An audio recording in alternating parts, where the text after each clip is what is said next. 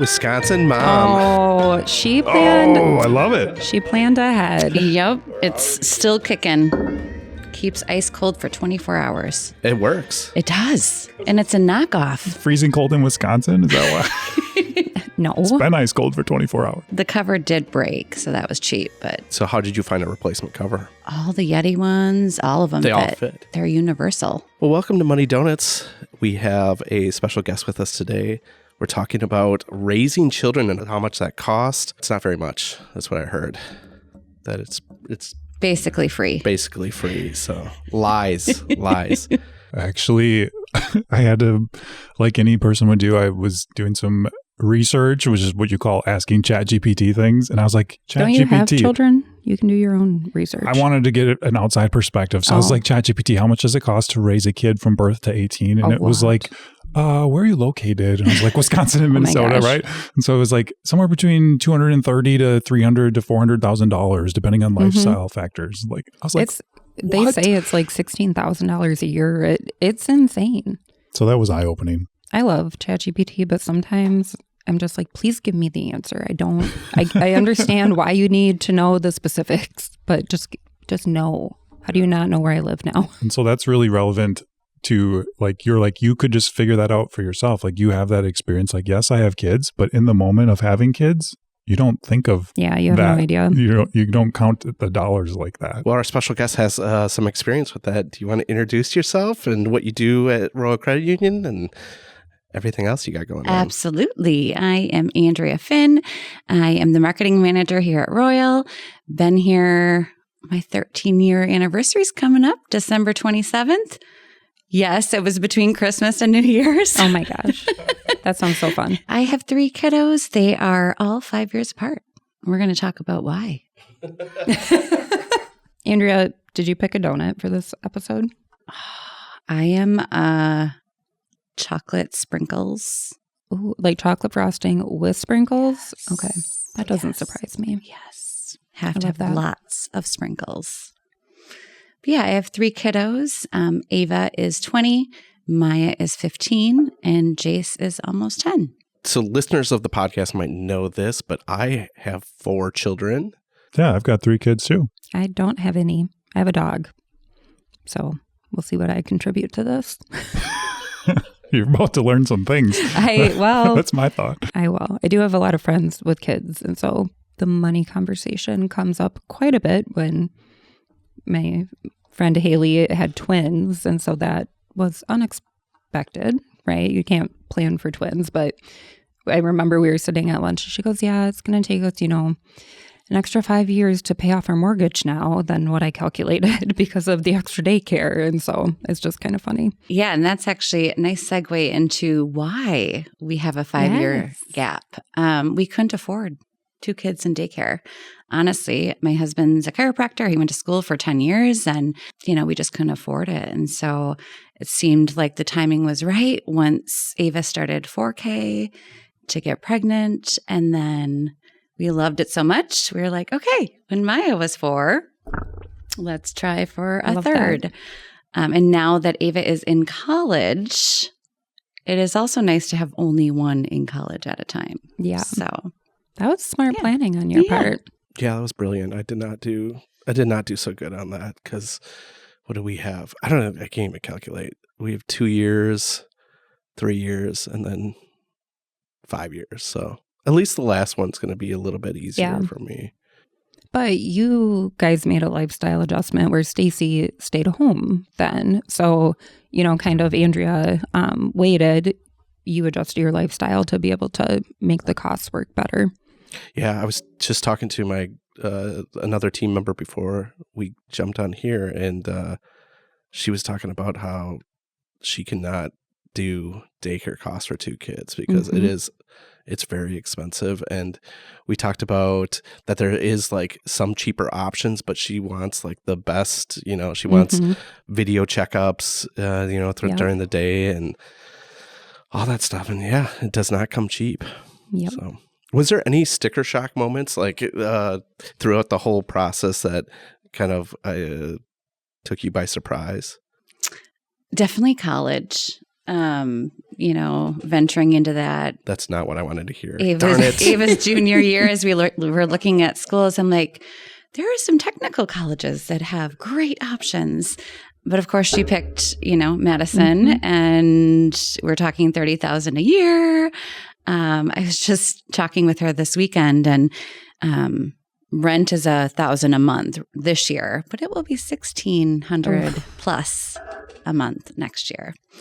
So the cost of living is just, yes, she can have $1,000, but she wants her own, type of a thing, but it's so expensive. But she is going to graduate early, so that's good. That is good. That'll save some money, and hopefully we find a subleaser. It comes with its own set of challenges, right? I think Madison's one of the schools. This is something I learned while in college, but when picking schools, look at how many credits you can take and how they cost those out. So when I got my undergrad, it didn't. So some schools are like from 0 to 12, you pay a flat kind of tuition. And then from 15 to whatever, you pay a flat tuition. When I went to school, I paid per credit regardless. And so it was cheaper sometimes like to go to Madison than to go to a local school up here because you could maximize your credits if you wanted to. So that's kind of a parent tip, think about that or encourage kids to look into that. Yeah, it's hard. Yeah. There's it's so hard though. Like you're not the only stakeholder in the process of college, right? Like the student, your kid. I'm assuming Ava has had some good conversations about like, the outcomes and goals and things like that, right? So all right, well, let's go back to the beginning. That 0 to 5 age was, with having them 5 years apart. Do you remember any differences when you had your oldest compared to your youngest? So I did actually look at daycare costs because I was just curious, and I keep track of everything. So I was paying right around $100 a week for Ava when she went to sleepers to sneakers. That's so cheap. Yeah. That's crazy. And then like when Jace ended 4K, he was at $220 a week. And I can't imagine what it is now. But it was one of those things where like, I think he started as a newborn as $220, and like you're supposed to save money as they get older, and the price just kept increasing. So we never actually saw, just was $220. Supposed to go down to $210. Oh, no, $220. Did you guys ever do disposable diapers compared to like washable diapers? I tried that with Maya. I tried to do that lasted not even a week. It was worth pinching pennies for diapers. I was going to ask, did you find with the spacing, 5 years apart, did you find anything that you had purchased initially was either like out of style or had expired or wasn't usable? Like I think of people that have them closer together, like, you can use the same car seat for multiple years before it expires technically. Yeah. Maybe car seats didn't expire back then. Maybe that was, 20 years ago. 20 years ago. Safety changes quick though. The only thing we kept was the crib. Yeah, like a changing table or something probably. The changing table, the high chair, and like the sleeper thing. The bouncer. That was clutch. But otherwise, and like Bumbos, we didn't have that when Ava was little. So that was an exciting new thing that I could get for Maya that... I don't even know what that is. Oh, they don't have those anymore? I don't know. I think they're a safety hazard. They're probably banned. Is it the thing that like bounces a little bit? No, you just sit there and they're like kind of captive. Yeah. But it's like never leave your kid alone in this on top of a raised platform or something. Because kids topple. Like tip over. Yeah. You, had 2 girls and then you had Jace, right? And so you couldn't just keep all the clothes probably or, things like that. Yeah. And, again, the 5 years, I think it's just so long that we had learned from Ava to Maya that, you just don't keep stuff. And so we didn't know if we were going to have a third, so it took us a long time to decide if we're going to. So we got rid of everything and then everything new again with Jace. But was there any good cost saving measures you took there of like reselling clothes? Yeah, tell me a little. How did you find? Marketplace was amazing, and I felt like buying and selling. So like thinking about all the things that I got on Marketplace, it was amazing. And then with clothes, I tried to stay on top of, okay, 0 to 3 is done, like bundle it, not these wait for the thrift sale, right? And, quarter this, 10 cents this. So I found bundling, people were more apt to purchase than. Well, in that age, I mean, you just need something to, they grow so fast that people are probably like, sure, I'd love that bundle. And yeah. Right. Did I ask you what your sticker shock moment was? I think after we got home from the hospital, there's that honeymoon period and then you get the bill from the hospital, right? And I was like, well, we have insurance. And it's like, this has to be a misprint, right? Like, this is a 5-figure hospital bill. Like, what is going on? So, I had to make some phone calls, and like there was part of it that was incorrectly billed. So like double check your bills that way. But it was still like, okay, like we knew it was coming. We planned for it a little bit. You can estimate it up front. But if things are complicated or anything like that, it instantly compounds it. So it's tricky.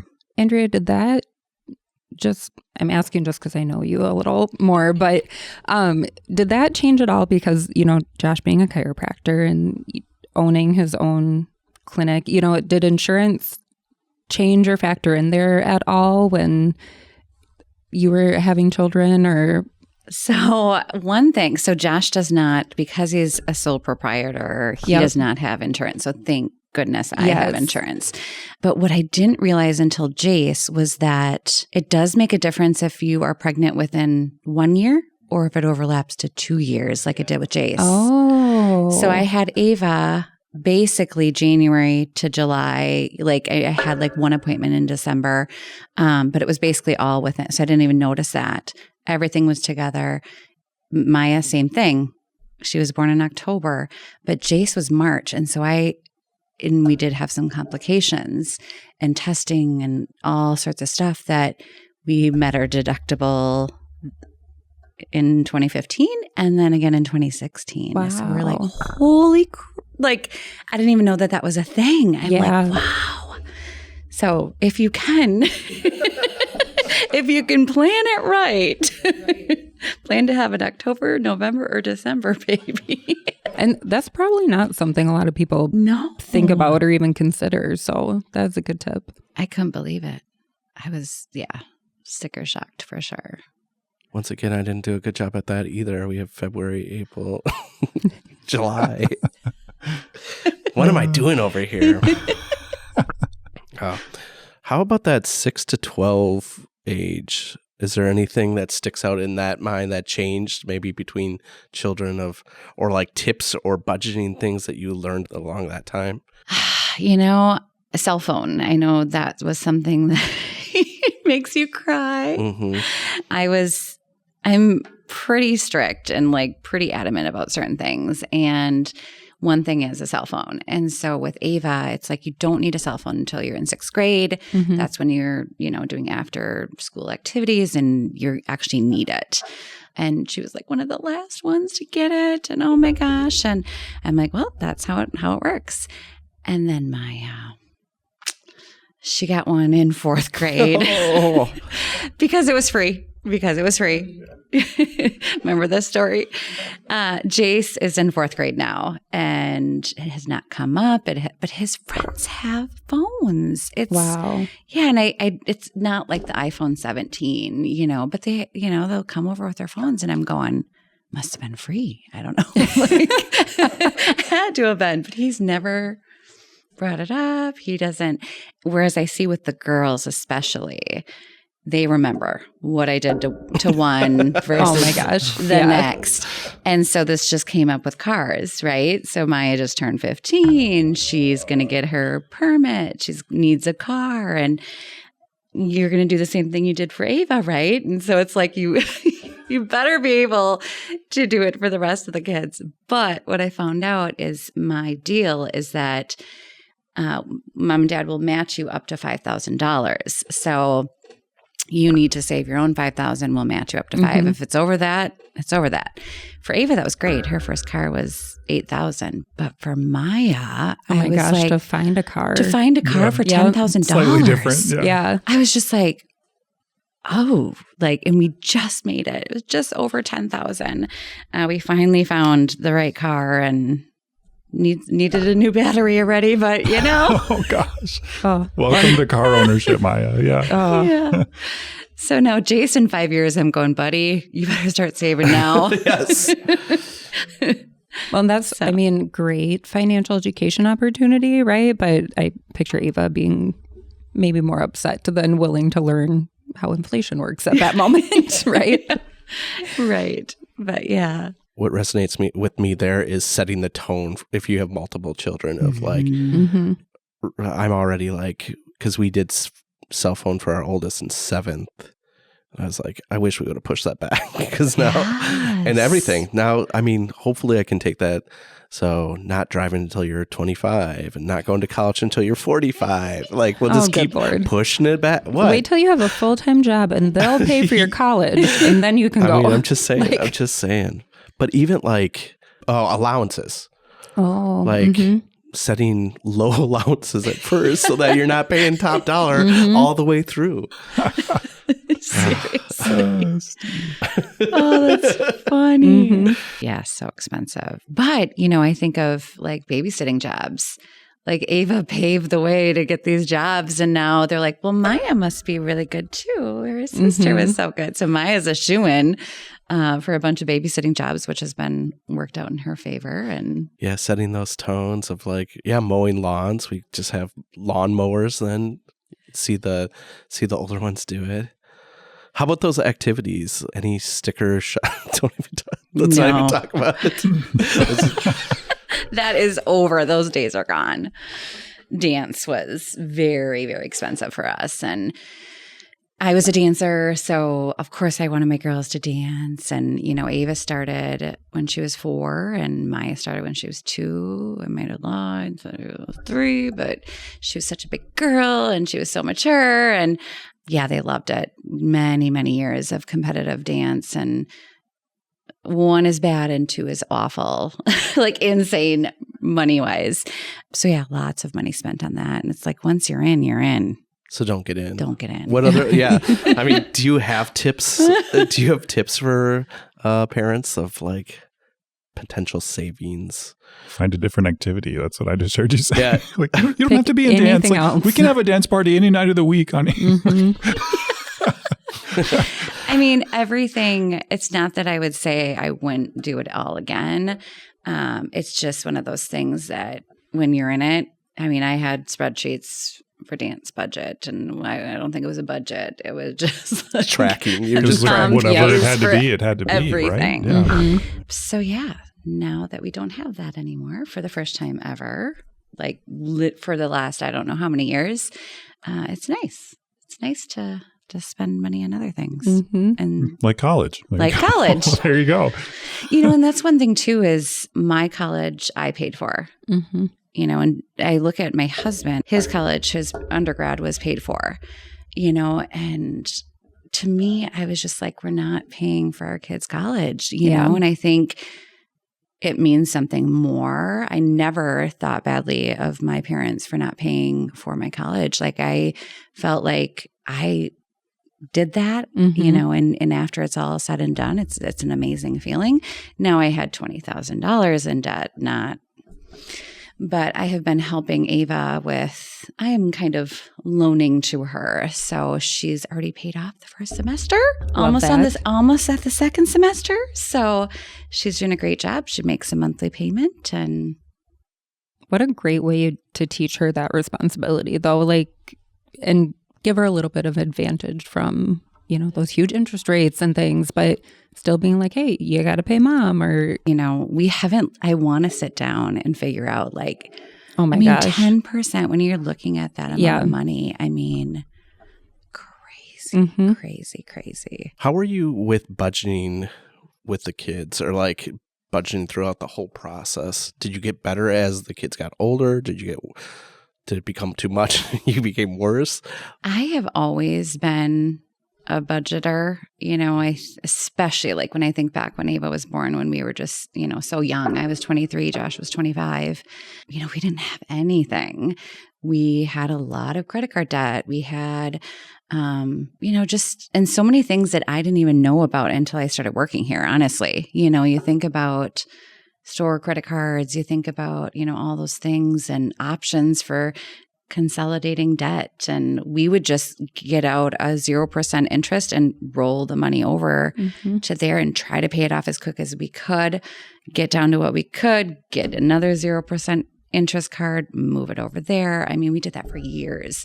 So we didn't have, thinking of college savings, we did not have the funds to have other, we had our savings accounts and that was it. And it was very small amounts of money we just couldn't afford. So I've tried to teach that with the kids of being frugal with your money. Even though you have the money, it doesn't mean you need to spend it. And so I'm always like my mom will always say, she's just like, buy that. When we bought our new house, 8 years ago now, almost 9, I wouldn't buy anything for the house because I was just like, oh, everything's so expensive. And I bought the furniture. I don't need any decorations, type of thing because I am cheap. I am cheap. Like, I will say it. And everyone that knows me knows that I am. How about you? Have you gotten good at budgeting as kids get older? Or I feel like the budget gets more complicated as they get older because you have to think about more factors. You're thinking about, besides just daycare and diapers and wipes or whatever, you're thinking of those other activities like dance or like, I don't know, shoes for basketball or whatever random birthday parties for their friends or whatever random thing came up that week, right? So, I mean, I feel like, you get kind of a lead up into it. You get to practice a little bit in those early years where you're like, okay, at least I know the month over month is going to be the same. And then they get a little bit older and you get into like the wild card phase. It feels like, hey, did you know that I needed this for this project for school? Like, what? Wait. Did you really need that? Like, or, whatever that looks like. So have you had that experience, Steve? So many things. I saw my son's calculator, his expensive T96, whatever numbers on the 96 floor. 96 or 92? Was it floating around in a puddle of snow on the floor or something? Oh my gosh. I mean, it was just in his room. I was like, do you need that? And he was like, because it was on his school list. So we got him one and it's an investment because you can have it for the next 4 years. To find out that his teacher, his class provides it, which is great. But I'm like, well, that was money we didn't need to spend it sitting there right now.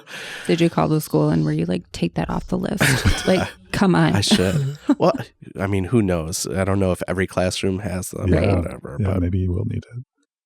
But the friend birthday parties are a real thing that's my sticker shock. I was like, how many friends do you guys need? And how many gifts am I buying kids that I don't really like or know? All right. It's constant. And with 4 kids, I'm like, every weekend, I'm like. That's a lot of friends when you really think about. Some would say too many friends. Do we have to be this like, friendly? Listen, no. We had 4 of you. You be your own friends. Like, buy gifts for each other or just save your money. Yeah. Fun fact, I have never paid for a birthday party outside of our house.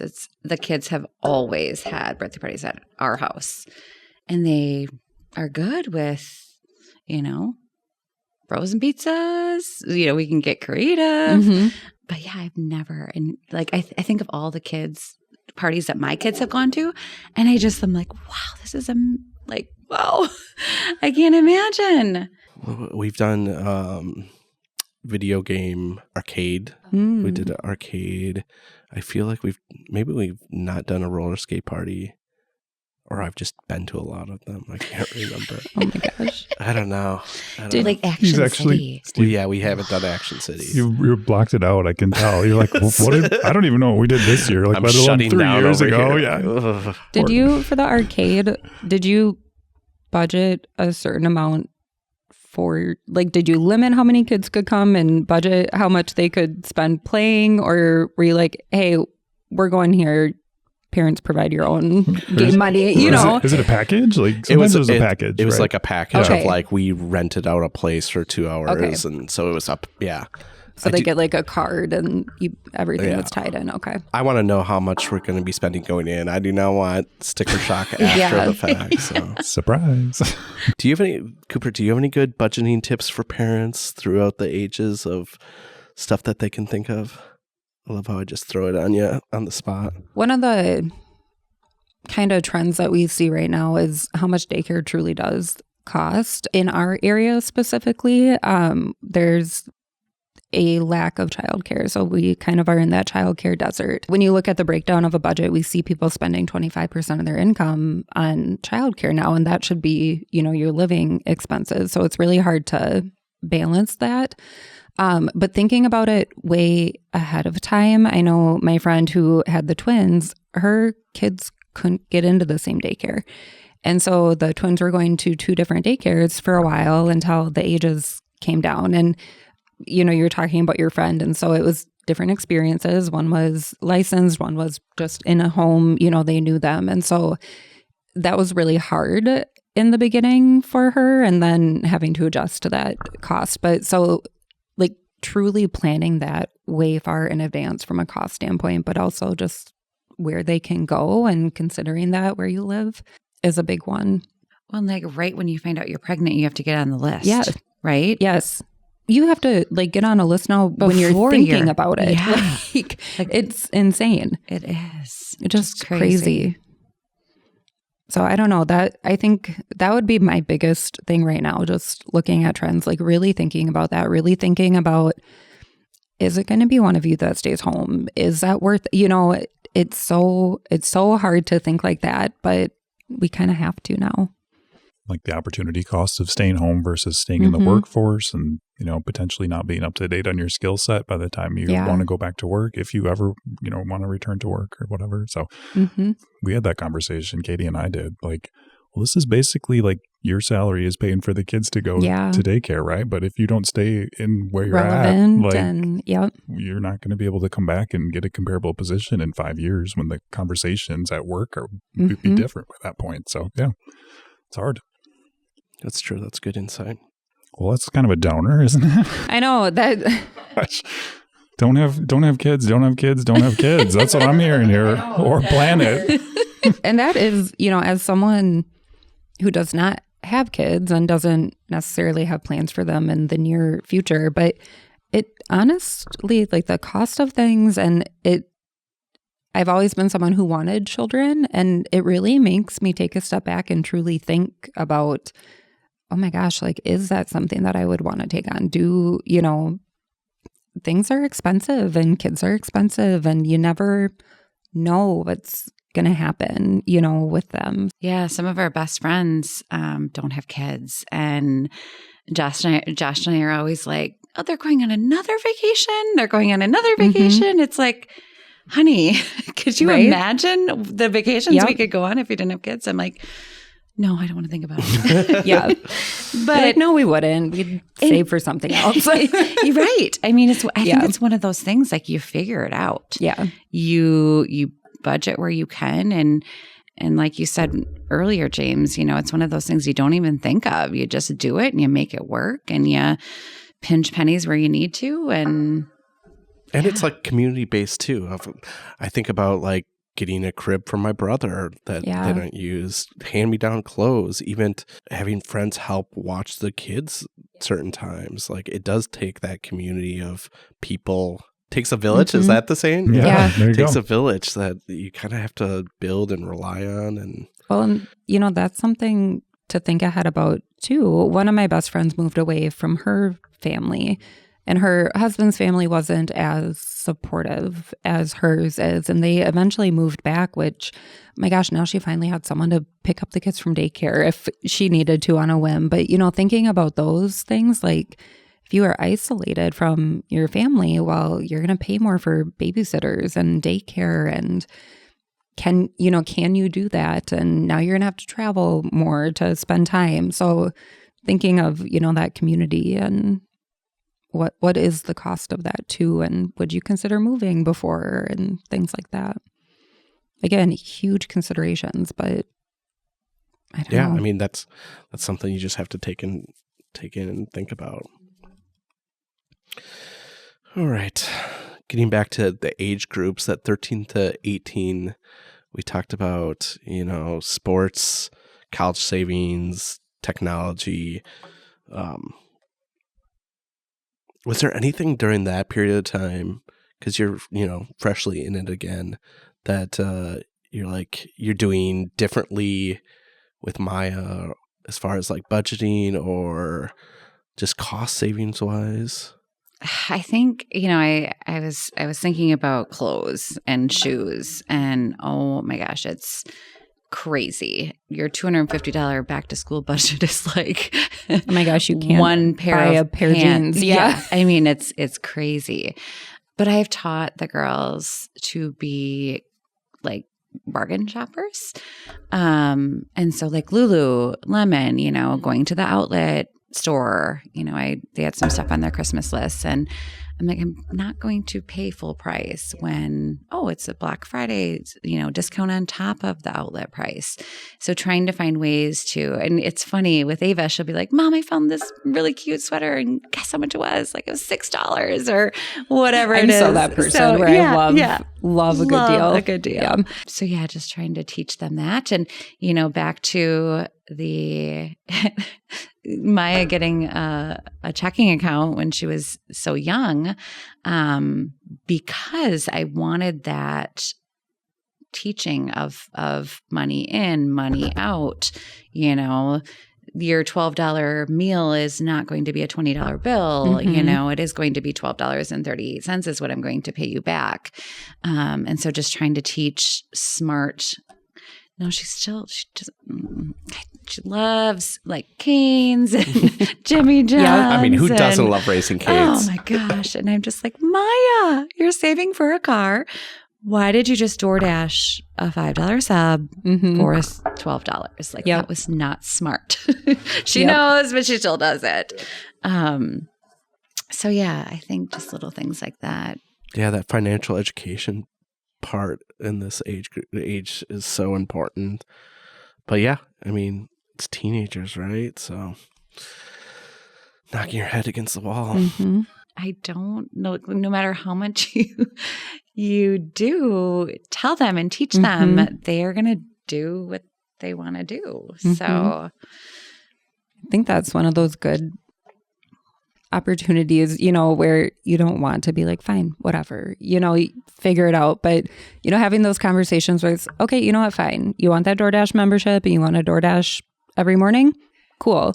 But when you want to buy, XYZ or need gas to go on a farther trip, you have to think about that, right? So what was more worth it? And, kind of instilling those behavioral and types of things versus I don't know. It's so hard though, because I feel like at that age, they're still like, well, I'll figure it out. It's fine. So she is. Yeah. And it's not that like one conversation. It's that conversation a million times over and over and over again. So just keeping strong with that.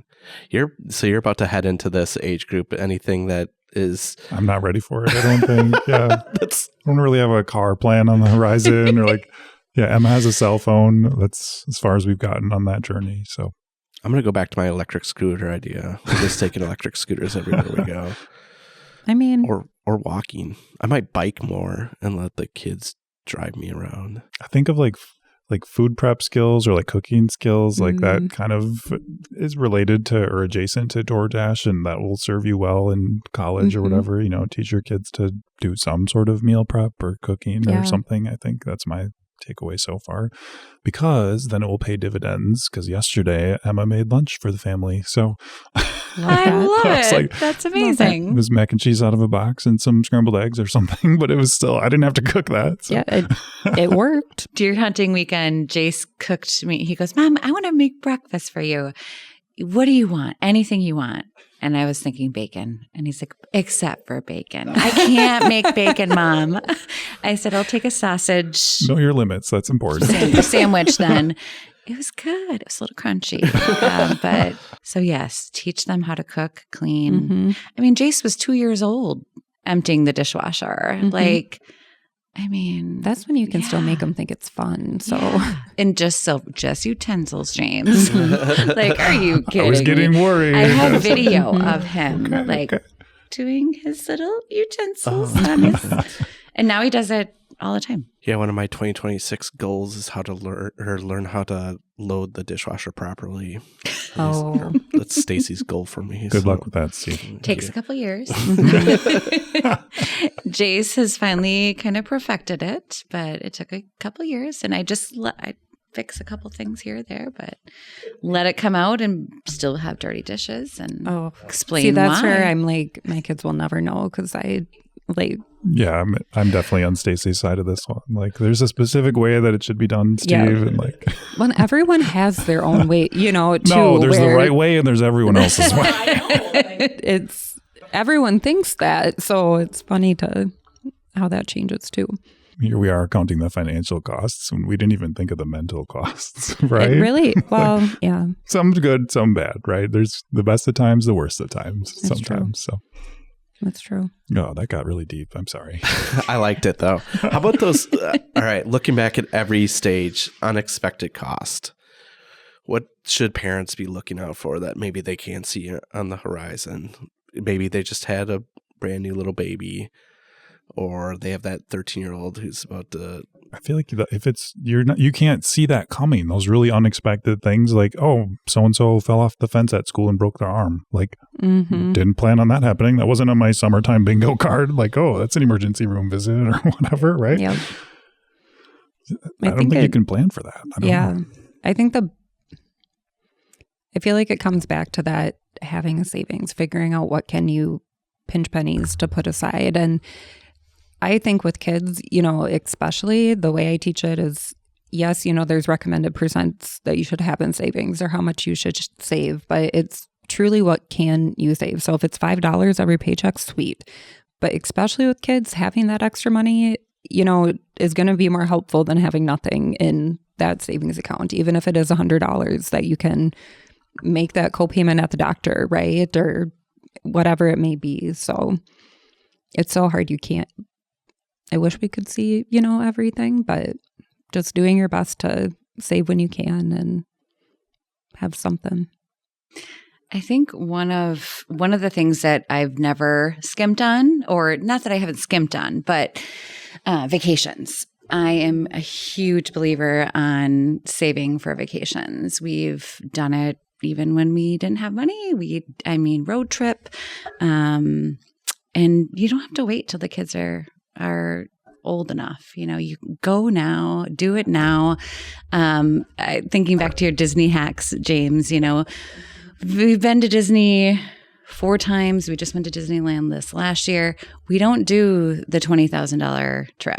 It is one day and we make the best of it. When we just went to Disneyland in July, we did rope dropping. I did research forever. We got there at whatever, I think it opened at 7 a.m. and it closed at midnight. We were walking out at 11:30 p.m. and just had the time of our life. Just amazing. And it was, just one day. You don't have to do it all. You don't have to stay on property. You don't have to, you don't have to eat all the food you can eat, there. You can bring food in. Did I tell you about my backpack experience? Oh, gosh. Did I share that? I think I did. Yes. Okay. I love it. Security was like, wow, you really packed a lot of things in here. You're like, listen, I made a whole podcast about this. So I had to buy a special backpack so I could carry it all safely. Like, you can plan a vacation and have a super great time, or you could do something sort of spontaneous and lower cost. Yesterday, kids went sledding in the park for like 2.5 hours. They thought it was the best thing ever. Didn't cost anything. Already had the state park sticker, right? As you guys know from the Summer Fun Challenge, right? So maximizing the value of that thing. But it was like, what else? What more? There was no possible way to have any additional fun in the moment, right? Like, just go do that. You could have brought hot chocolate. We could go home and have hot cocoa. We don't live far away, right? I knew he would have a counter for that. Yeah. So just, things like that where it's like, do you need what else could you possibly need in that moment, The toughest question is left. I think, did I cut this from my notes? What? Where do you stand on apple fritters? Oh, yeah. And then your other thing was, are kids worth it? It was a really funny question. Are kids worth it? Are kids worth it? Yeah, literally. That's like, I don't have my other phone, but that is one of his, to wrap up was like, Are having kids worth having or whatever? Andrea has all the notes. What did he write? Yeah, I love those. Just rapid fire. What do you got for us? The cheapest kid-related purchase that lasted the longest, Rubik's Cube. Oh, interesting. What? Really? Still trying to figure that out. How did you get him to play with it? I was just sits on the shelf. So Jace, I just peeled all the stickers off mine to. We actually bought one in Disney, and it's like not just a regular one. It is, Donald Duck and Mickey, and it is very challenging. So yeah, we had one of our best friends' little boys. I forget how old he was. He was probably like 9 himself. That could do a Rubik's Cube like none other, and I think it's just a timeless, cheap thing. Do you have any kid toys? I'm trying to think, Steve. Legos are always good. I feel like the cheapest things weren't even actually meant to be toys. Like they would bring home their crayons at the end of the school year and they just pile up in a cabinet somewhere. And so like eventually that's just like the crayon cabinet. Now we have a crayon cabinet. I don't know. Great. Like this things like that like didn't cost much or anything. And like I don't like puzzles. You can check out a puzzle from the library or something. Like I don't know what it is. My family's into puzzles lately. I don't really personally care for puzzles, but you've always been anti-puzzle. They've just been spending time doing that, and I was like, okay, you guys, like, that's cool. Love puzzles. Apple fritters. Where were we at? Terrible. Andrea, come Check. on. Andrea's invited back to the podcast, and moving on. All right. Was there another? What was the last question? Any other good questions out there you'd want to answer? Most overrated baby product. Most overrated baby product. Ooh. Okay, I want to hear this. It's obvious. The wipe warmer. Oh gosh, you don't need a wipe warmer. That's people. even worse than that. I put diaper genie. That thing's essential, Andrea. Come on. No, it's not. I didn't happen with Ava. Someone gave me one with Maya, and I never used it. That's so interesting. Garbage is right across the hall. And then you take it you out. want it to be sealed up so that the poopy ones go outside. Oh, so you had a different rule. Like what if it was upstairs and you had to like go downstairs to your 2-story house and go outside? See, so it depends on the setting, right? That's interesting because like they make like litter genies and everything now. So even for you in to the be middle like, of the night, you were like, Josh, get up. This is going outside right now. Like what? Have you met her? She just made it work. Yeah, she did. Yeah. Yeah. I feel like we would put it in like a plastic bag and tie it off. Yeah, and just chuck it in. Did you have a diaper genie? Well, I'd never like to admit this to James, but we did use our wipe warmer, and I did not like the diaper genie either. We got rid of it after. You used the wipe warmer? Mm-hmm. There's going to be, like that Stanford experiment where they track people over a long period of time. There's going to be one like, so did your parents use a wipe warmer when you were small? Like, did it make a difference? Did your parents love you or not? It's like, it doesn't matter, people. Like, wipes clean the same whether they're cold or warm. But it feels better for the baby. It feels better for the parent, Steve. It's all about it's the a win-win parent at that point. If they never had a warm one, they never even knew. I was like, and I'm sorry, but I'm 31. I don't remember if my parents used a wipe warmer or not, right? Got some questions I turned out fine. As far as you know. Well, I mean, I have my moments, but for the most part, it turned out pretty okay. I mean, reason why we should have wipe warmers. Okay, listen. Right? You don't need Listen. it. Like, you need that plug-in space for like noise machines and like night lights and the reading lamp and all that stuff. You don't need that. Are probably, people used to have children and raise them in caves. Like none of it is necessary. Remember, James. this is before like the reading lamp, like before you had like the internet on your phone and everything, like 20, 15 years ago or whatever. Like, I would say you don't need ago. a wipe warmer, but if somebody gets it for you, I mean, take the warm wipe. That's hard to say. Take the warm wipe. Try it out for a while and then maybe sell it at a thrift sale to someone who didn't know. Which is what I did. That's where I got mine from. He was like, it's great. I was like, all right, I'll give it a shot. I was just thinking, kid living in a cave. It just made me think of like Jace with his clothes. I can buy him whatever he wants. He doesn't care if it came from marketplace or what brand name is on it. And Maya was like that. I always ranted and raved about how amazing she was until she found Lulu and all these things. And her sister introduced her to these things much too early. And so I wished I kept her in the cave a little longer. Don't let them have friends and you will save a lot of money. It's so, I was thinking about technology and kids, where like the cell phone conversation, I didn't get one till I was, I think, in 8th grade, probably. But we didn't, my mom had one that she didn't really use. And so I got to take that on whatever bus trip. But it's so hard now for kids to participate and survive like without it. Even I think school, like during COVID, yes, schools give out, Chromebooks and things these days, but you almost need to have that at home just in case and so they can participate. But I don't know, it's interesting. Or even now, they want to go to Lulu because it's quick and Amazon's so fast, but you could go on Poshmark and, do some digging around and you have to wait a few more days, but it's just interesting how all of that evolves too. This whole conversation's made me tired. All right, James. Hopefully this podcast episode is a good influence on our listeners, Steve. And if they want to hear more of it, I think they could like it, subscribe to it, watch more episodes on YouTube, check it out. And tell us if you have any good parenting hacks. Like, I really need them. So if you're listening to this and you have something that you want to tell us, just write it down in whatever comment box you can and send it our way. And tell people about Money Donuts. Well, thanks for joining us. Yes, thanks for having me. Yeah, thanks for being here.